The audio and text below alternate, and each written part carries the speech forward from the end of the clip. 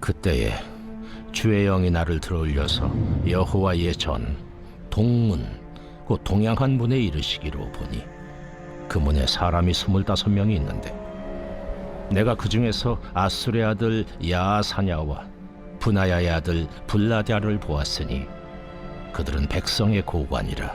그가 내게 이르시되 인자야, 이 사람들은 불의를 품고 이 성 중에서 악한 꾀를 꾸미는 자니라.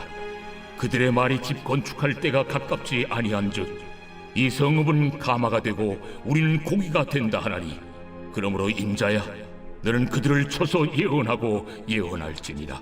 여호와의 영이 내게 임하여 이르시되 너는 말하기를, 여호와의 말씀에 이스라엘 족속아, 너희가 이렇게 말하였도다.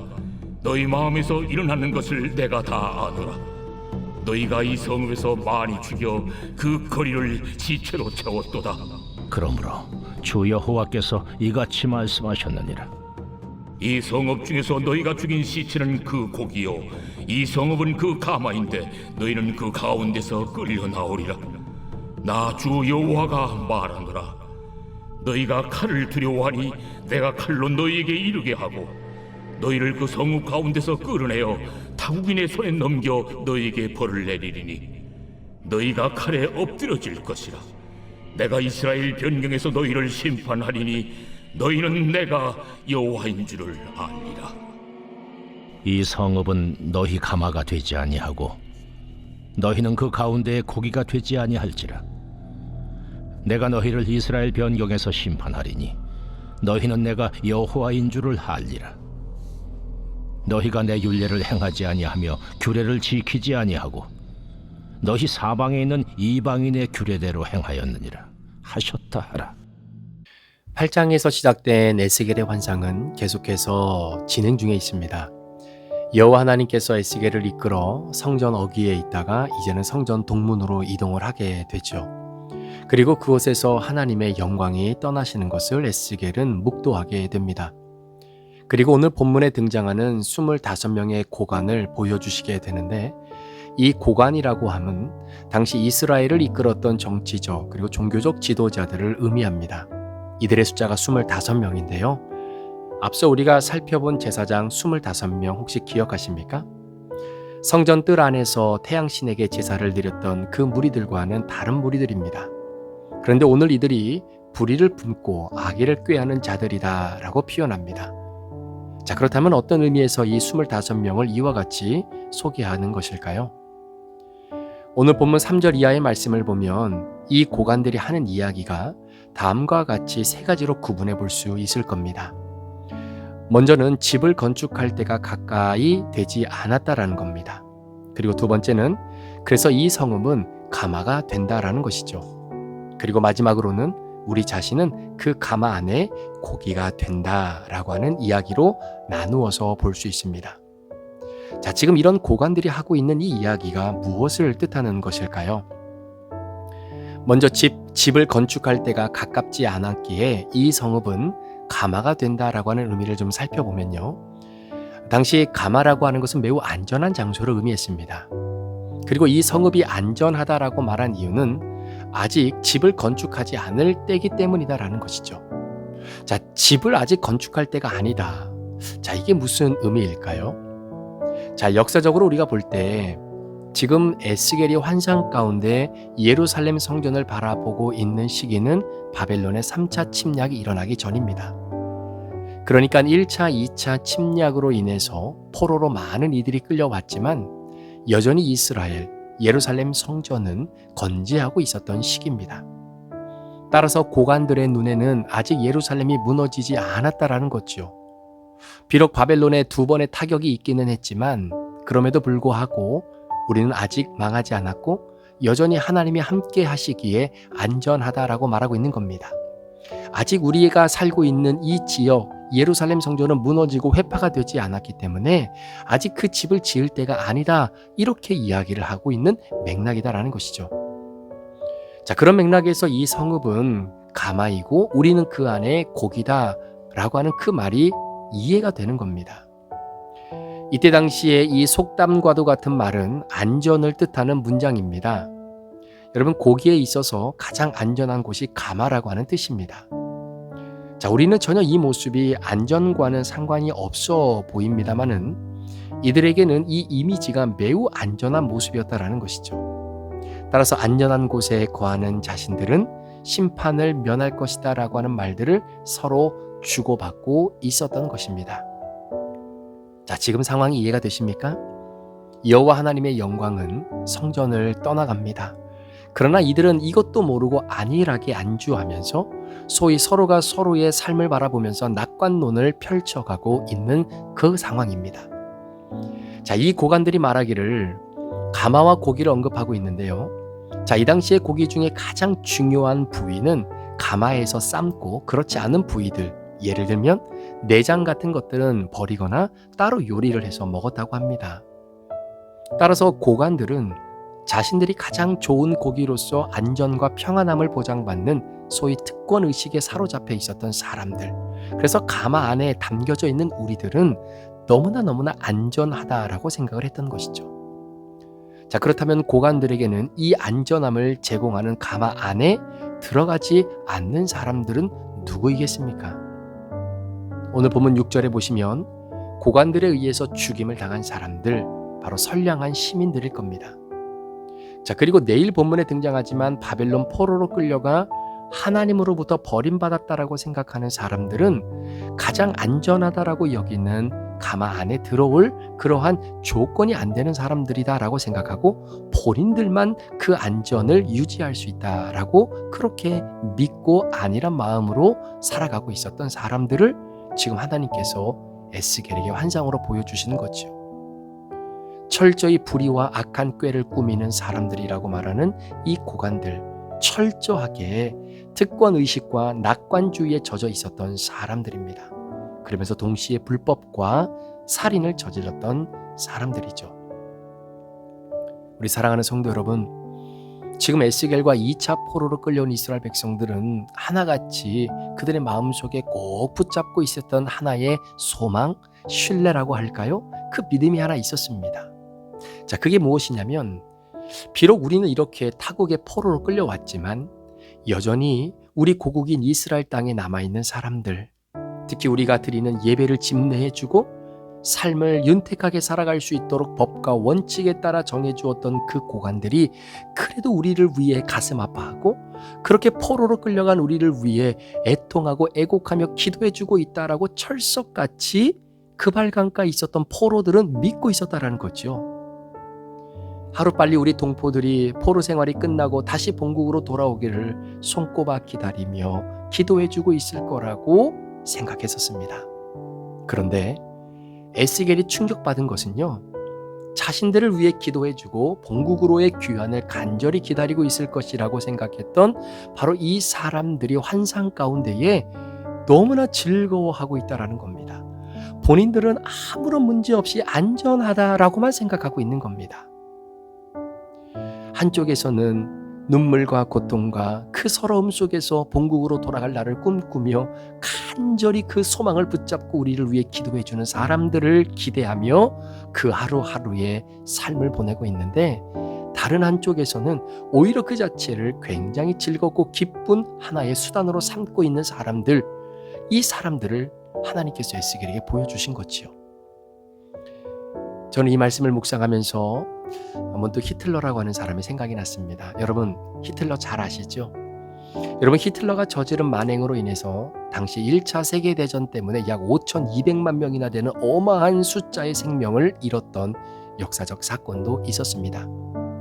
결국 독일이 1차 세계대전에서 패배한 후에 승리를 이끈 31개의 연합군과 독일이 베르사유 궁전에 모여서 마지막 회의를 하게 됩니다. 이때 연합군은 다시는 독일이 이런 끔찍한 일을 자행하지 못하도록 아예 군사적으로 경제적으로 손발을 다 잘라버리죠. 그리고 영토의 10%를 반환하라는 조약도 체결하게 됩니다. 그리고 군사 역시 공군이나 해군, 특수 이런 것들은 다 제하고 그저 육군 10만 명만 유지하도록 군사적으로도 더 이상 힘을 쓸 수 없게끔 조치를 취하는 조약을 맺게 됩니다. 그런데 이때가 아이러니컬하게도 전 세계적으로 경제 대공황이 발생했던 시기예요. 그래서 국가적으로 엄청난 경제적 어려움을 겪게 되는데, 자, 이때 독일 역시 경제가 완전히 바닥을 치게 됩니다. 예를 들면 빵 한 조각을 사려면 당시 독일 돈으로 수억 마르크를 줘야만 살 수 있을 정도로 화폐의 가치가 완전히 땅바닥으로 내려앉은 거죠. 자, 그러니까 물건 하나를 사더라도 여러분 수레에다가 지폐를 가득 싣고 가서 그 지폐를 다 쏟아 부어야 그래야 빵 한 조각, 물건 하나를 살 수 있는 그런 경제적 어려움을 겪고 있었던 때입니다.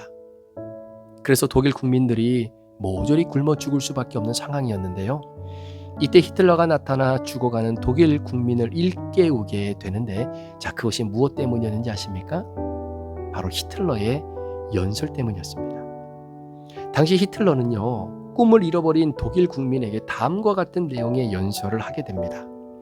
우리가 지금 이렇게 피폐한 인생을 사는 것, 우리가 먹을 걸 제대로 먹지 못하고 이렇게 전쟁의 패배국으로서 정말로 우리가 숨죽여 살아갈 수밖에 없는 것은 여러분이 잘못됐기 때문이 아닙니다. 우리가 부족했기 때문이 아니라 모두가 다 유대인들 때문입니다. 그러면서 유대인들에 대한 불만과 미움을 백성들로 하여금, 독일 국민들로 하여금 극대화시키는 연설을 쏟게 되죠. 자, 그러니까 히틀러는 알고 있었던 거예요. 사람의 내면 속에는 그 누구에게나 자신의 잘못을 전가하고자 하는 성향이 있다라고 하는 사실을 말입니다. 그렇게 이성적이고 문학적이고 철학이 발달한 나라의 국민들을 하나로 묶을 수 있었던 것은 바로 인간 내면에 존재하는 그 열등감, 책임 회피의식을 이용한 것이죠. 오늘 본문에 등장하는 고관들의 내면도 동일했습니다. 그들의 마음에 히틀러가 들어 앉아 있었던 거지요. 동족이 포로로 끌려가 고된 하루의 삶을 살아가고 있는데, 이들이 흘리는 눈물과 고뇌를 함께 공유하며 마음 아파하며 애통하는 것이 아니라 오히려 이들이 포로로 끌려갈 때 놓고 갔던 집, 그리고 그대로 놓고 갔던 물건들을 자기 것으로 삼는 즐거움이 더 컸다라는 사실입니다. 타인의 아픔과 슬픔이 나의 기쁨의 수단으로 삼는 고관들을 하나님이 보여주신 거죠. 그러니까 지금 이스라엘에는요, 25명의 악한 히틀러가 있는 겁니다. 사람은 누구나 남의 불행에서 나의 행복을 찾는 기회가 보이는 존재이고요. 타인의 넘어짐을 내 자존감의 회복의 도구로 이용하는 아주 악한 본능이 우리 인간에게는 다 있습니다. 그런데 이런 본능과 정확하게 대치하고 대립하는 것이 무엇이냐면 그것이 바로 십자가입니다. 십자가는 나의 희생이 타인의 구원이 되는 길이고, 타인의 고통이 내 고통의 체휼이 되는 거룩입니다. 그러면서 하나님이 내리신 경고가 무엇입니까? 이 성은 가마가 맞지만 그 가마 안에 있는 고기는 바로 고관들 너희가 아니다라는 사실입니다. 무슨 말씀입니까? 고기는 고관들이 아니라 이들이 죽인 사람들이라는 거예요. 하나님은 힘과 권력을 가진 자들에 의하여 억울하게 희생당한 이들의 소리를 들으시고 계시며 끝까지 이들의 억울한 죽음을 보고 계셨습니다. 결국 이들에게 억울하게 죽임받았던 사람들, 이들이 심판받는 것을 보고 공의로우시고 억울함을 풀어주시는 여호와를 알게 되는 것이죠. 얼마 전에도 큐티 묵상할 때 말씀을 드렸지만 저는 야망이 컸던 사람이었습니다. 늘 잘하고 싶었고 다른 사람들에게 늘 인정받는 사람이 되는 꿈이 있었습니다. 그러다 보니까 보다 못한 사람이, 저보다 못한 사람이 옆에 보이면 그것이 기쁨 그 자체가 되더라고요. 함께 사역하는 동역자가 지도자에게 꾸지람을 듣는 것을 보면 내 경쟁자 한 사람이 내가 보는 앞에서 저렇게 도태당하는구나 라고 생각하면서 오히려 안도의 한숨을 쉬었던 그 주인공이 바로 저였습니다. 그런데 오늘 말씀을 묵상하는 가운데 바로 내 안에 히틀러가 들어와 있기 때문이었다는 것을 다시 한번 바라볼 수 있게 되고, 오늘도 내 마음속에 이 히틀러가 있지는 않은가를 다시 한번 들여다보게 되는 말씀이었습니다. 사랑하는 우리 성도 여러분, 그리고 말씀을 함께 영상으로 큐티하시는 성도 여러분, 우리에게 예수님이 없고 그분의 십자가가 없으면 우리는 그 순간 히틀러가 됩니다. 그래서 제가 이런 본성을 알고 있기 때문에 제가 늘 마음에 염두에 두고 있는 문구 하나가 있는데, 여러분 아시는 것처럼 위기가 기회다라고 하는 문구입니다. 만약에 하나님이 나를 구원하시고 우리를 구원의 길로 인도하시는 구속사적인 의미로 해석이 되고 고난도 고통이 나에게 말씀을 들리는 기회가 되고 회개하는 기회가 된다면 위기가 기회다라는 말이 너무나 당연한 말이겠죠. 그런데 내 안에 히틀러가 있다는 소식은 다른 교회가 힘들고 이런저런 문제가 있다는 소문이 내 교회가 성장하는 기회로 보인다라는 겁니다. 다른 교회 목사님의 넘어짐이 나의 의를 드러내는 기회로 보인다는 겁니다. 제 안에 분명히 이 히틀러가 있었습니다. 아니, 지금도 있을지도 모릅니다. 25명의 고관들이 나도 모르게 내 안에 자리 잡고 있습니다. 그런데 이 25명의 고관이 제 안에 머무는 순간 하나님은 그 성을 완전히 무너뜨려 주셔야 합니다. 그래서 오늘도 하나님이 제 성전을 무너뜨려 주셨을 때 제가 저를 잘 알기 때문에 그래서 하나님께서 하신 일이라는 것을 저는 부인할 수 없는 것이죠. 여러분은 위기가 기회라고 하는 말이 어떻게 들리십니까? 에스겔이 들었던 그 들림처럼 들리십니까? 아니면 이스라엘에 남아있는 25명의 고관이 들었던 말처럼 들리십니까? 오늘 하루 내 안의 히틀러를 제거하고 타인의 위기가 내 성공의 기회로 주어지는 것이 아니라 내 위기가 내 회개의 기회와 구원의 기회가 되기를 간절히 원합니다. 그런 하루가 오늘 저와 여러분의 삶 가운데 펼쳐지기를 우리 구주 예수 그리스도 이름으로 축복합니다. 기도하시겠습니다. 하나님 아버지, 오늘도 내 안에 있어서는 안 될 히틀러가 너무나 많이 존재합니다. 타인의 고통과 아픔과 눈물과 그 애통함이 내 성공과 기쁨과 환희의 수단이 되고자 하는 이 유혹 앞에 오늘도 주님 말씀 붙잡고 하나님 앞에 믿음으로 하루를 출발합니다. 성령님, 이 시간 우리 한 사람 한 사람의 마음속에 정말로 주님의 시각과 마음으로 모든 것들을 바라보는 은혜의 눈이 오늘도 열려질 수 있도록 인도하여 주옵소서. 내 안에 이스라엘 25명의 고관과 같이 하나님 타인의 슬픔을 믿음으로 바라보지 못하는 연약함을 회개하고 오늘 에스겔처럼 정말로 하나님이 보여주시는 마음을 가지고 성도들을 품고 영혼들을 품고 나아가는 우리 모두가 되도록 축복하여 주옵소서. 감사를 드리며 예수 그리스도의 존귀하신 이름으로 축복하며 기도합니다. 아멘.